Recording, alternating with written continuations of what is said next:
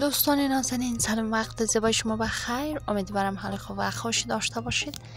در این ویدیو لباس های خیلی مقبول و جذاب ساده که هم برای محفلی هستن، هم برای مهمانی و برای جشن تولد اینا خیلی مناسب هستن. خیلی رنگ ها و دیزاین های جذاب و مقبول هست برایتان در این ویدیو قرار دادم.